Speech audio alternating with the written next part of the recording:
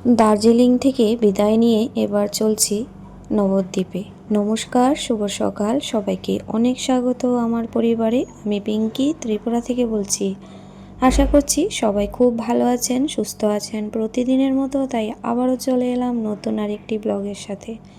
এটা হয়েছে 31 মার্চ, আর আমরা সকালে কিন্তু রুম থেকে সমস্ত ব্যাগপত্র গুছিয়ে চেক আউট করে নিয়েছি। আর তখন ওই 8:30টার মতো বাজছিল। তো শেষবারের মতো স্মৃতিগুলিকে ক্যামেরাবন্দি করে নিচ্ছি, কারণ একটু বাদেই কিন্তু আমরা গাড়ি করে রওনা হব। আর প্রচুর পরিমাণে ঠান্ডা ছিল, সেজন্য না কুয়াশায় একদম চারিদিকে মেঘাচ্ছন্ন হয়ে আছে, আর সাথে জানলার গ্লাসগুলো কিন্তু ধোঁয়াশা হয়ে আছে। তো যাই হোক, তারপর আমরা কিন্তু গাড়ি চড়ে রওনা হয়ে গেছি। তো বন্ধুরা, ভিডিওটির সঙ্গে সবাই থাকবেন। আশা করছি আজকের ব্লগটি একটু হলেও ভালো লাগবে।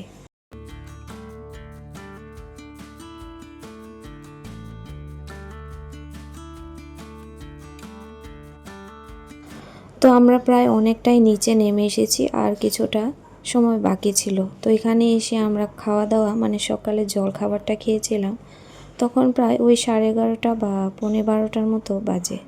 তো শেষবারের মতো কিন্তু পাহাড়গুলিকে একটু স্মৃতি হিসাবে ক্যামেরাবন্দি করছিলাম, কারণ এখানে প্রকৃতি, হাওয়া, আলো, বাতাস সবটাই খুব সুন্দর ছিল, যেটা ছেড়ে যেতে ইচ্ছে করছে না। যেতে তো হবেই। তো যাই হোক,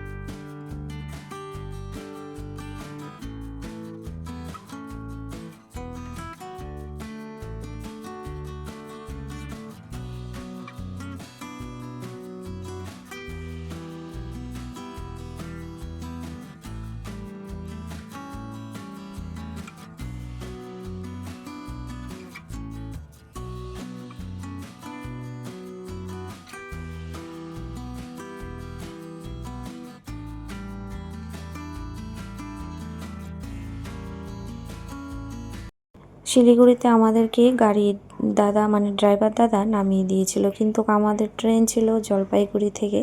তো তারপর ওইখান থেকে আমরা টোটো নিয়ে জলপাইগুড়ি স্টেশনে চলে যাই।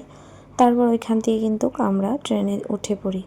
তো যাই হোক, তারপর চলতে চলতে চললাম এক জায়গায়। এখন ওইখানে ছিল ঠান্ডা, আর এখানে কিন্তু প্রচুর গরম ছিল। তো তারপর এখানে আমাদের পৌঁছতে পৌঁছতে অনেকটাই লেট হয়েছিল, কারণ ট্রেনটাও কিন্তু অনেকটাই লেট। তো রাত্রিবেলায় আমরা পৌঁছেছিলাম রাত 12টা বাজে।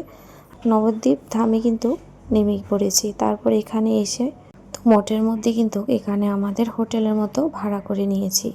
আর এটা হয়েছে পরদিন সকাল, আর প্রচুর পরিমাণে কাপড় চোপড় হয়ে গিয়েছিল, যেহেতু আমরা 3-4 দিন ধরে জার্নি করছি, আর দার্জিলিংয়ে কিন্তু জলের অসুবিধা হচ্ছিল।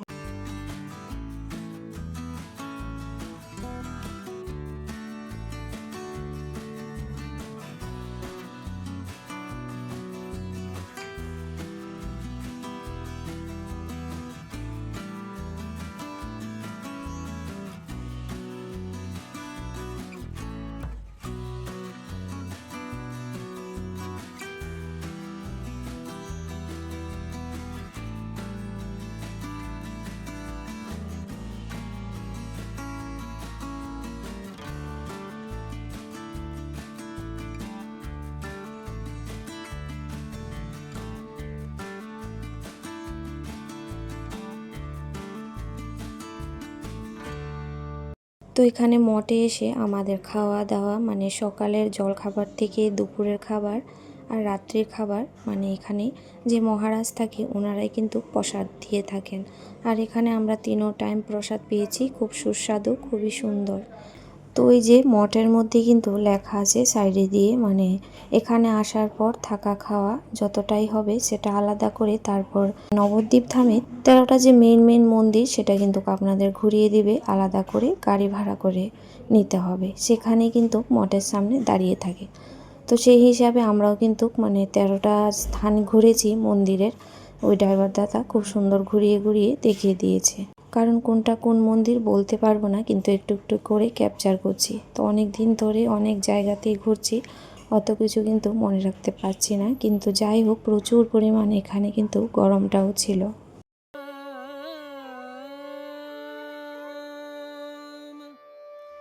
भजले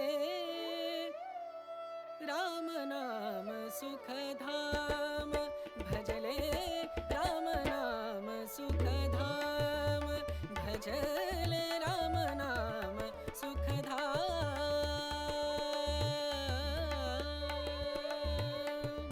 तेरा पूरन हो सब काम, तेरा पूरन हो सब काम, भजले राम नाम सुख धाम, भजले राम नाम सुख धाम।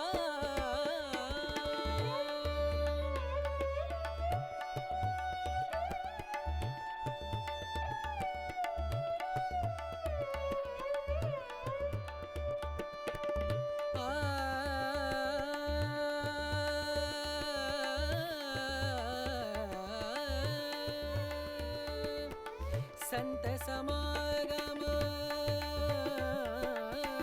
संत समागम, संत समागम, संत समागम करे निरंतर, संत समागम करे निरंतर, जग से हो उपरा,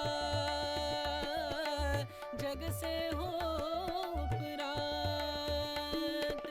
ब्रह्मानंद परम पद पावे, ब्रह्मानंद ब्रह्मानंद परम पद पावे, मन होवे निष्काम, मनवा मन होवे निष्काम, भजले राम नाम सुख धाम, भजले राम नाम सुख धाम, भजले राम नाम सुख धाम, राम नाम सुख, राम नाम सुख। তো নবদ্বীপ ধামে এসে খুব সুন্দর মন্দিরগুলো কিন্তু দর্শন পেয়েছি। আর জায়গাটা এত ভালো লেগেছে, সত্যি কথা বলতে কি বলবো আপনাদের। আর যে মঠে ছিলাম সেখানে খুব সুন্দর অতিথিদের মতোই আমাদের আপ্যায়ন করা হয়েছে, আর খুবই ভালো। আর আমরা কিন্তু এখানে এসে কিন্তু এক গুরুজির মাধ্যমে এই ঠিকানাটা পেয়েছিলাম, না হলে আমরা রাত 12টায় কোথায় গিয়ে থাকতাম আমরা কিন্তু জানতাম না। তো যাই হোক, সব কিছু কিন্তু প্রভুরই নীলা, সব কিছু ঠাকুরই মেলায়। আসলে মন থেকে যদি কোনো কিছু আমরা সত্যিভাবে চাই, সেটা কিন্তু ভগবানও পূর্ণ করে দেয়। তো যাই হোক, তারপরে এখানে একটা মন্দিরে এসে মানে চারপাশটা সমস্ত ঠাকুর দেবতাদের মানে নীলা কীর্তন সমস্ত কিছু কিন্তু তুলে রেখেছিল, আর ধরে ধরে সবটাই একটু একটু করে ক্যাপচার করেছি। আর সব জায়গায় যদি সব কিছু ক্যাপচার করা যায়ও না, কারণ বেশিরভাগ মন্দিরের মধ্যে কিন্তু ক্যামেরা অ্যালাউ ছিল না।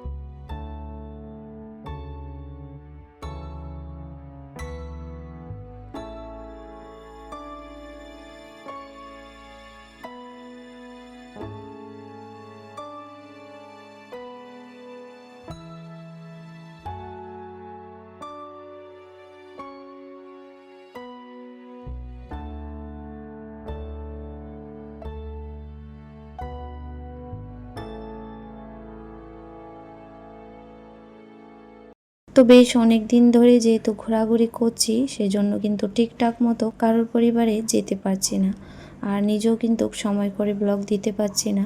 তো পরদিন যাচ্ছি, পরদিন গিয়ে কিন্তু আমি আমার ঠিকঠাক মতো সবাইকে কিন্তু সময় দিয়ে আসছি ছোট্ট একটা কমেন্টের মাধ্যমে। তো যাই হোক, তারপর এখানে হয়েছে এসে বাইরেটাও ঘুরে ঘুরে দেখেছিলাম, আর সামনে কিন্তু গিয়ে ক্যামেরা করতে দিচ্ছিল না। তো যাই হোক, দূর থেকে একটু একটু করে কিন্তু করে নিয়েছিলাম।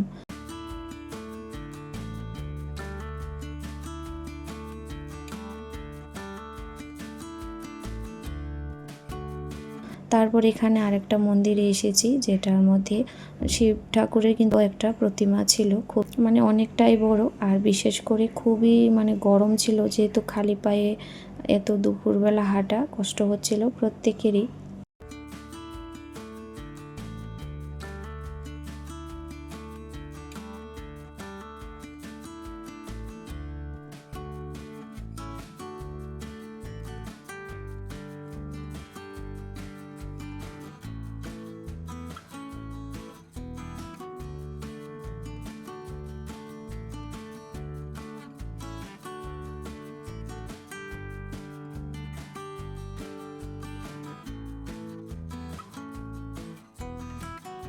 তো এখানে আরেকটা হয়েছে মন্দিরে এসে, এখানে দেখুন আসার পথে সুন্দর করে বসে আছে একটা হনুমান, আর সবাই কিন্তু ওদেরকে খাবার দিচ্ছিল। মানে প্রথমেই মন্দিরে ঢুকতে বিস্কিট সবজি কেটে নিয়ে বাটিতে করে 10 টাকা করে দিচ্ছিল। তো সাথে এখানে ছিল খরগোশ, তারপরে হয়েছে হরিণ। তো খুবই ভালো লেগেছে এদেরকে খাওয়াতে, বিশেষ করে সবাই খাওয়াচ্ছিল তো তো এগিয়ে গিয়ে কিন্তু কাটছিল। খরগোশগুলো ভালো করে দেখা যায়নি, কারণ ওইদিকে নেটটা একটু ঘন ছিল, তো সেই জন্য ক্যামেরা করেছিলাম, সেইভাবে দেখা যায়নি বলে কেটে দিয়েছি।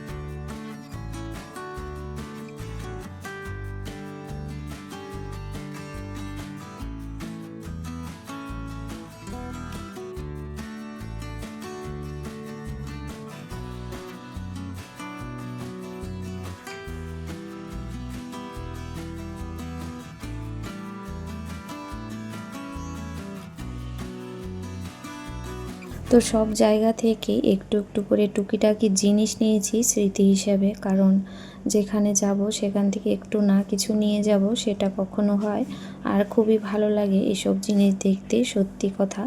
তো যাই হোক, তারপর আরেকটা এখানে মন্দিরে চলে এসেছিলাম, আর এখানে এসে কিন্তু মন্দিরের যে বিশেষ দরজাটা ঠাকুরের সেটা কিন্তু বন্ধ হয়ে গিয়েছিল, যেহেতু 12টার পর বেজে গিয়েছে। তো তারপরেও কিন্তু লোকজন ঘোরাফেরা করতে আসছে ঠাকুর দর্শন করার জন্য। আর সাইডে বাকি মানে উপরের তলাতে এরকম সব ঠাকুরের মূর্তি, মানে সব নীলা কীর্তন ধরে তুলে রেখেছে, সেটা দেখতে মানে আলাদাই একটা ভালো লাগছিল। राम नाम भजले राम नाम सुखधाम भजले राम नाम सुखधाम भजले राम नाम सुखधाम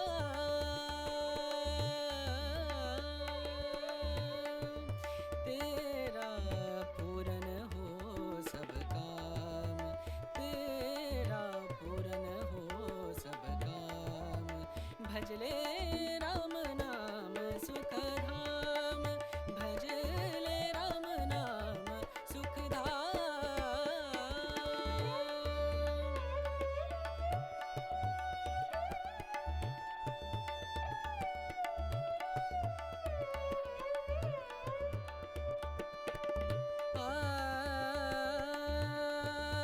তো প্রিয় বন্ধুরা, এটা ছিল এই দিনের পার্ট। তারপরে আগামী দিনের যে অংশটুকু পরদিন ব্লগে আসবে, ততক্ষণ পর্যন্ত সবাই খুব ভালো থাকবেন, সুস্থ থাকবেন। संत समागम